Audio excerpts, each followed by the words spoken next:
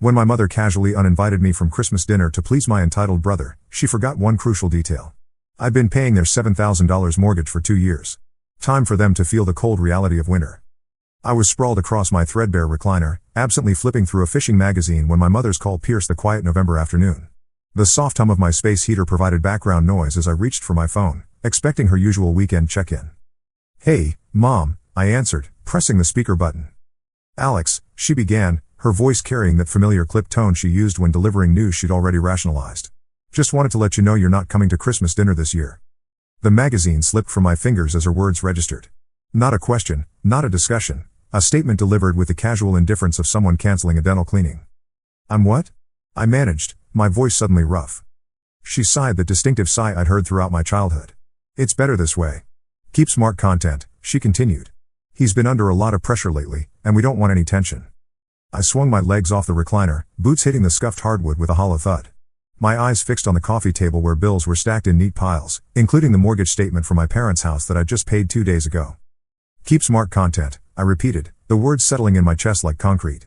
"You're telling me I'm being excluded from our family Christmas because Mark is feeling sensitive?" Her tone remained steady, clinical almost. "Don't blow this out of proportion, Alex. It's just 1 day. You'll manage fine on your own." A sharp heat crawled up my spine, my fingers gripping the edge of the coffee table. "1 day," I echoed, my voice hardening.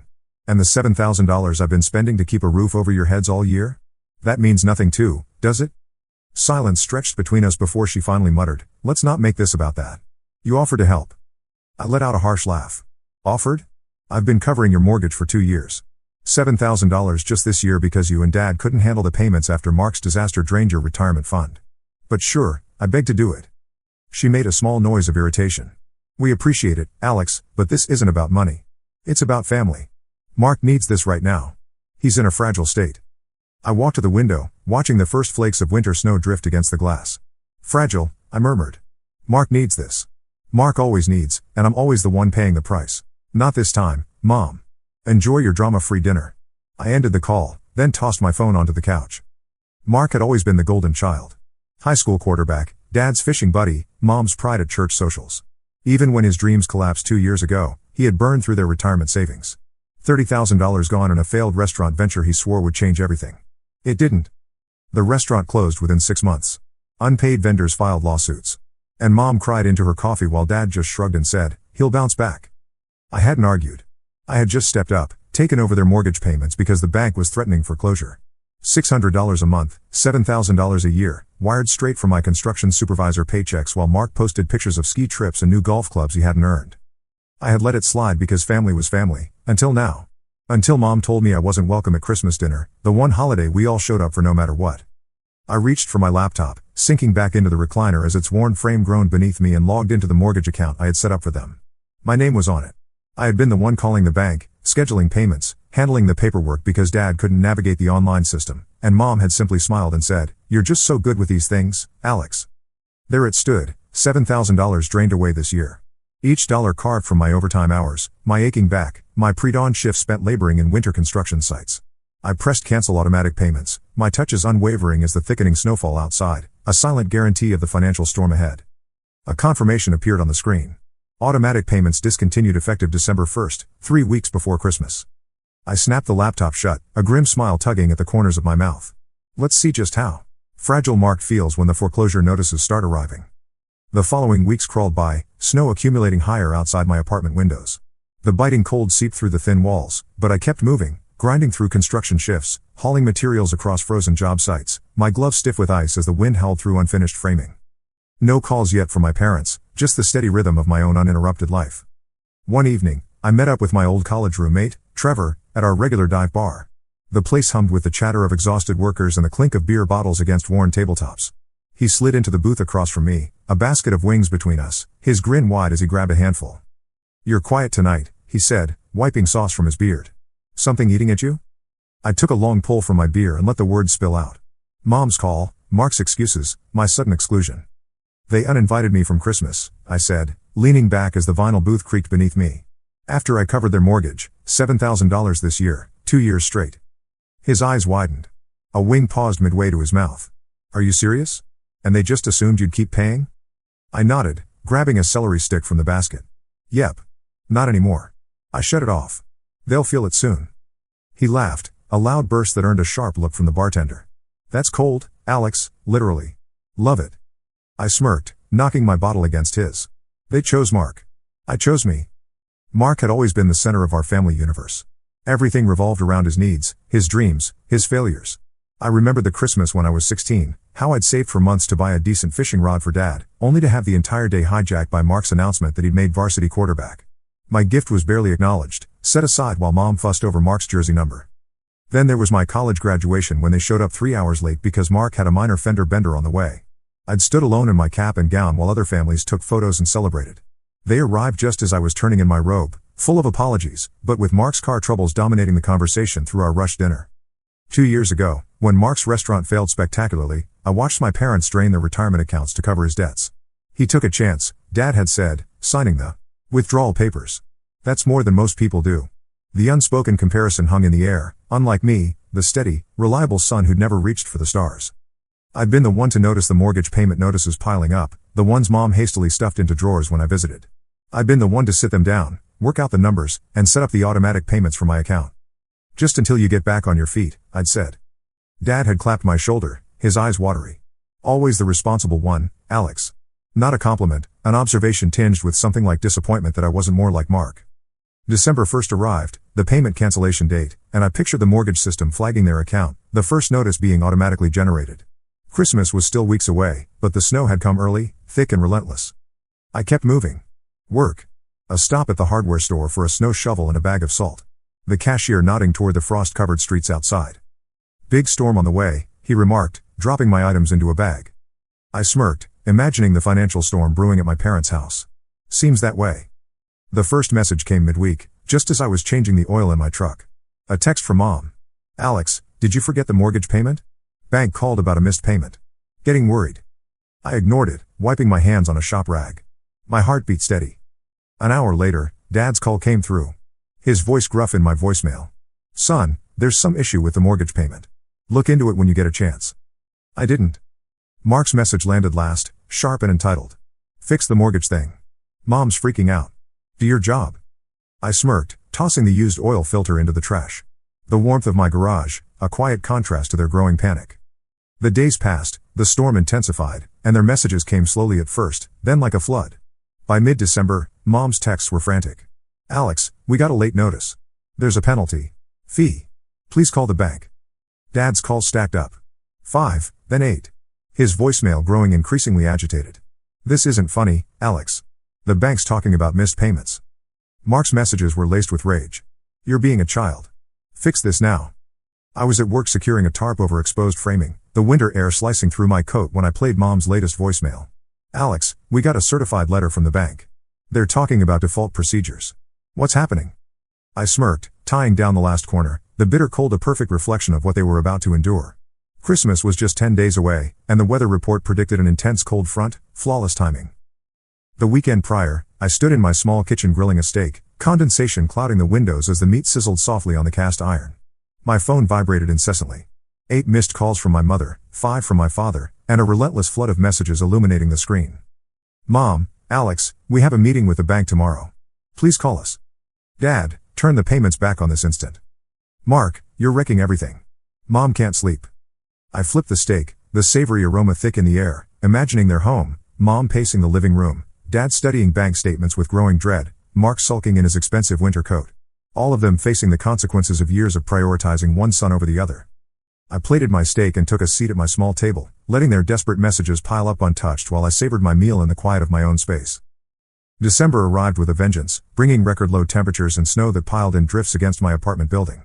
I had spent the weekend weatherproofing my windows, the bitter cold a constant reminder of what my family must be facing. Monday morning, I trudged through 8 inches of fresh powder to reach my truck. The job site would be miserable today. Outdoor framing in this weather was brutal, but I had worked through worse. As I scraped ice from my windshield, my phone buzzed in my pocket. Another text from Mom, second notice came today. Please call us, Alex. We don't understand what's happening. I pocketed the phone without responding, my breath clouding in front of me as I climbed into the truck cab. By Wednesday, the temperature had plummeted further. News reports warned of dangerous conditions, especially for homes with inadequate heating. I thought of my parents' aging furnace, how Dad had mentioned last winter that it needed replacing. Next year, he'd said, once we're back on our feet. That night, as I microwaved leftover lasagna, my cousin Jamie called. We weren't particularly close, but she lived near my parents and occasionally checked in on them.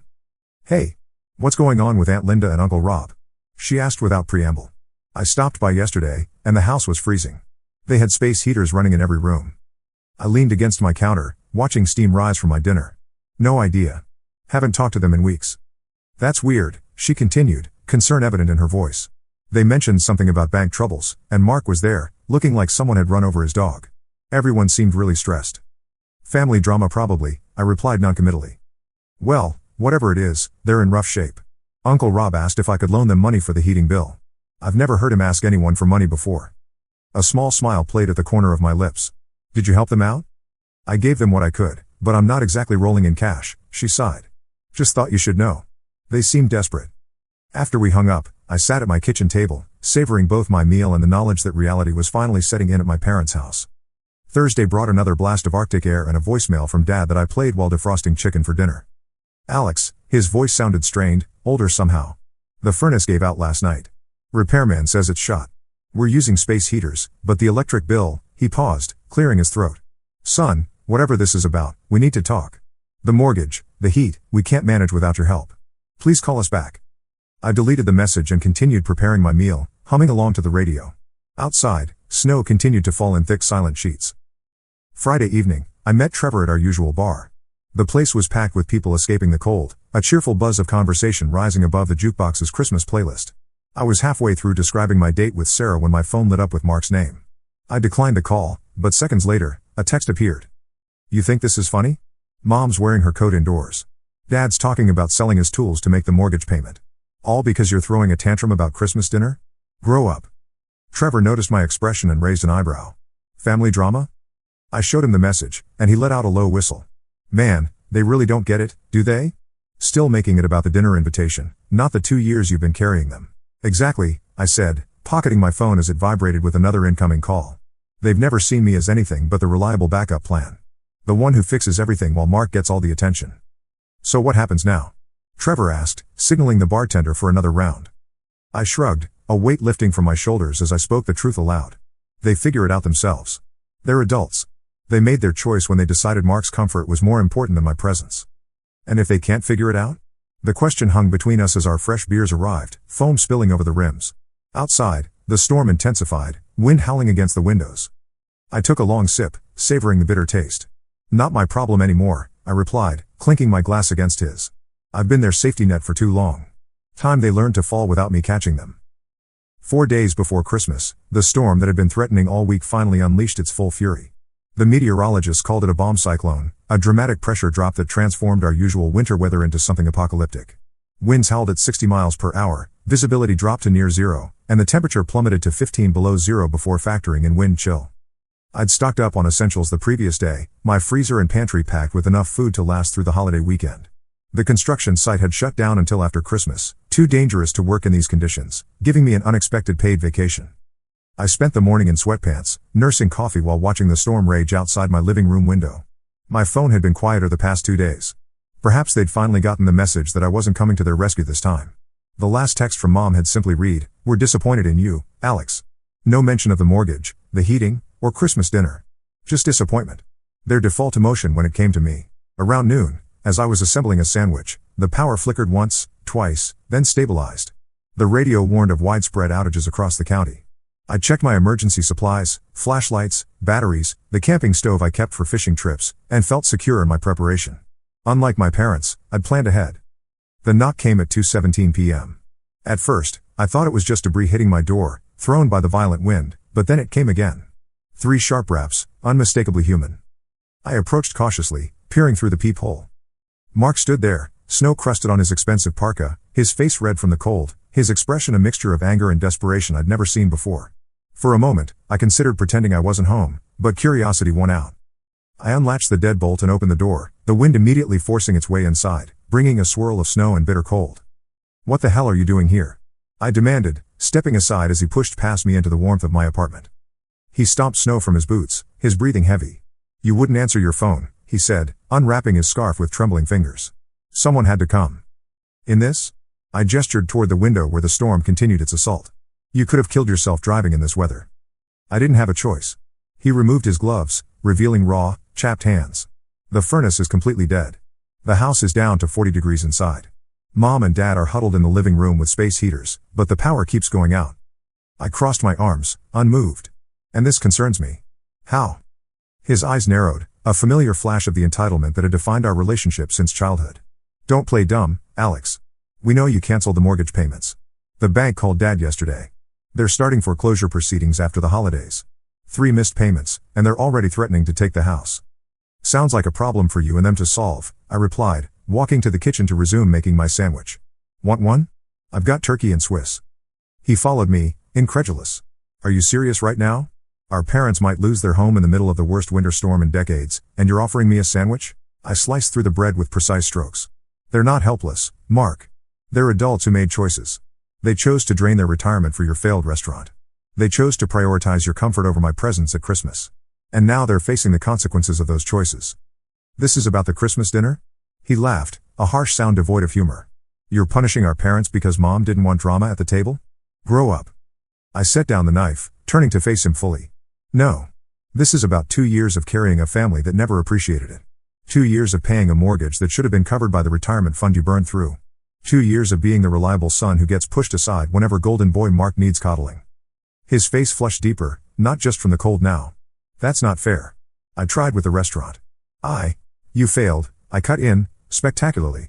And instead of facing the consequences, you let Mom and Dad sacrifice their security. Then you had the audacity to suggest I shouldn't be at Christmas dinner because my presence makes you uncomfortable. He looked away, running a hand through his snow-damp hair. I never said that. Mom made that call on her own. But you didn't correct her, did you? I placed turkey on the bread, methodically assembling my lunch while he stood there, dripping melted snow onto my kitchen floor. You were perfectly happy to have Christmas without me, even while I was paying the bills that kept the lights on. A heavy silence fell between us, broken only by the howl of the wind outside and the soft sound of lettuce crunching as I pressed it into the sandwich. Finally, Mark spoke, his voice quieter than before. I didn't know you were paying the mortgage.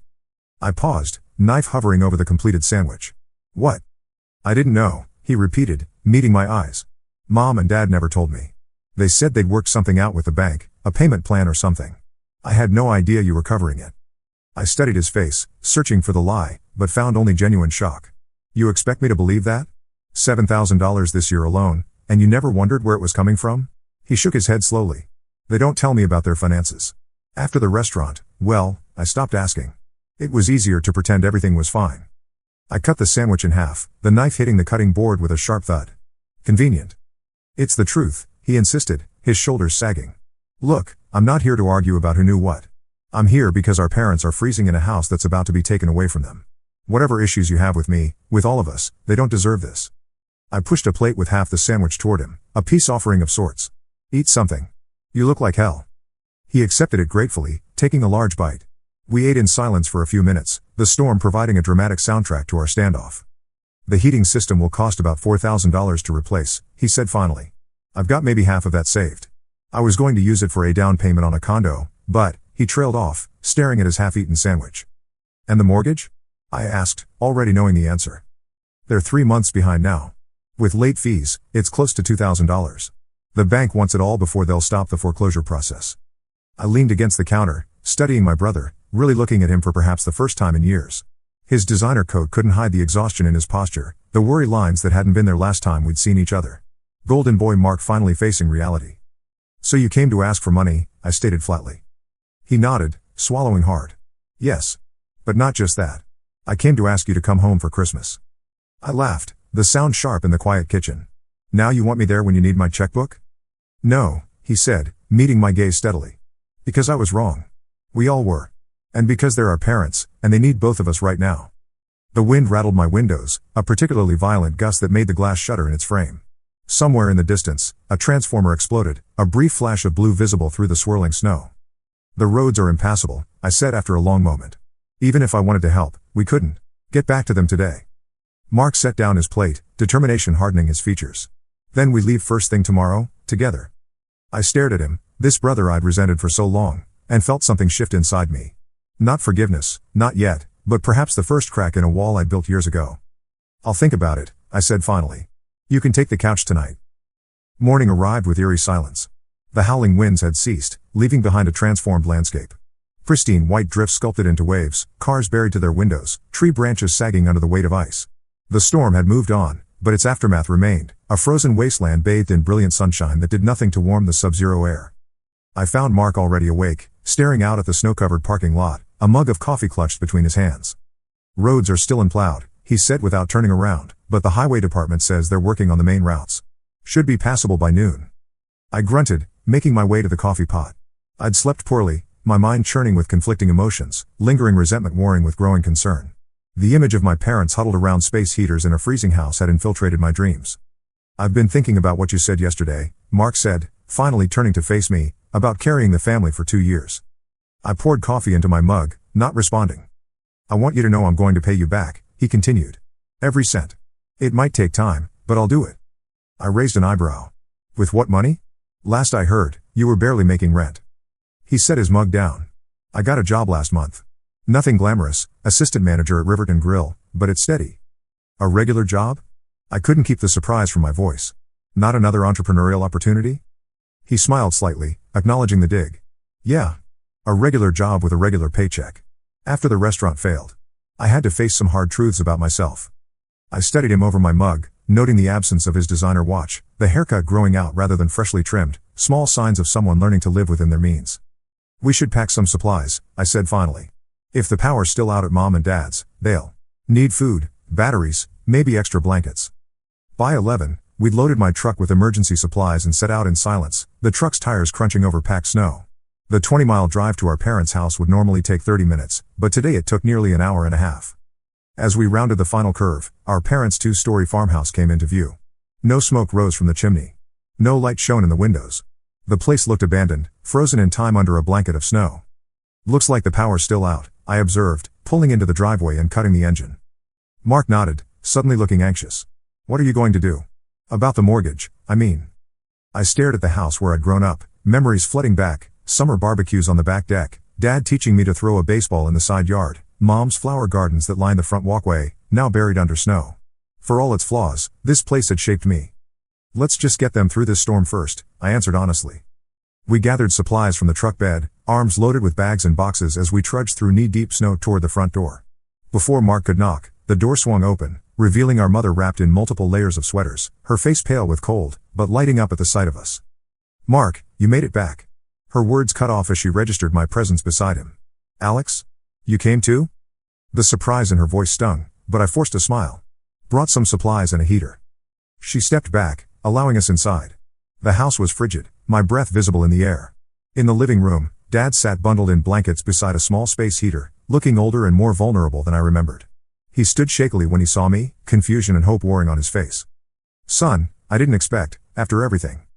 I set down my boxes, suddenly uncertain what to say. The anger that had fueled me for weeks seemed to dim in the face of their obvious distress. Mark broke the awkward silence, his voice unnaturally bright. Look who I found. And he brought a better heater, food, everything we need until the power's back. Mom stepped forward hesitantly, her hands twisting together. Alex, about Christmas, we should've. Let's get this heater set up first, I interrupted, not ready for that conversation yet. You're both freezing. We can talk after everyone's warm.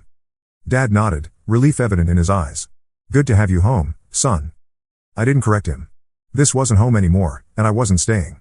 But as I knelt to unpack the propane heater, catching Mark's grateful nod, I acknowledged that something had shifted. That evening, after we'd restored some warmth to the house and eaten a simple dinner by lantern light, Mom finally broached the subject we'd all been avoiding. The bank called yesterday, she said quietly, her hands wrapped around a mug of tea. They said the automatic payment stopped 3 months ago. I met her gaze steadily. Yes. Why, Alex? Dad asked, his voice more hurt than angry. We needed that help. You needed it, I agreed, but you didn't value it. Or me. The words came easier than I expected. You excluded me from Christmas dinner like I was nothing, while I was keeping a roof over your heads. Mom's eyes filled with tears. I made a terrible mistake. I thought I was trying to keep peace. By throwing me away, I finished for her. No, she protested weakly. Never that. I just always chose Mark, I said. Every time it mattered. Mark, who had been silent, spoke up. They did. You're right. He looked at our parents. We all failed, Alex. Me most of all. Dad's shoulders slumped. I never meant to make you feel less important, son. You were always so capable, so steady. I guess I took that for granted. We both did, Mom added softly. Please forgive us, Alex. We can't lose you too. I looked around at these three people, my family, all of them finally seeing me, perhaps for the first time. The anger that had sustained me these past weeks was still there, but less sharp, less consuming. I'm not ready to forgive yet, I said honestly. But I'm here now. Let's get through this storm first. See where we stand after. Dad nodded, understanding in his eyes. One day at a time. I stood and moved to stoke the fire in the wood stove we'd managed to get working. Outside, the temperature was dropping again, another cold front moving in. But in here, despite everything, there was warmth beginning to return, not just to the house, but to something I thought had frozen for good. The storm had changed all of us. Whether those changes would last beyond the winter thaw remained to be seen. But for now, in this moment, it was enough to know that sometimes the coldest reality can lead to the warmest truth, that even broken families can begin to heal, if everyone is finally willing to feel the chill of consequence.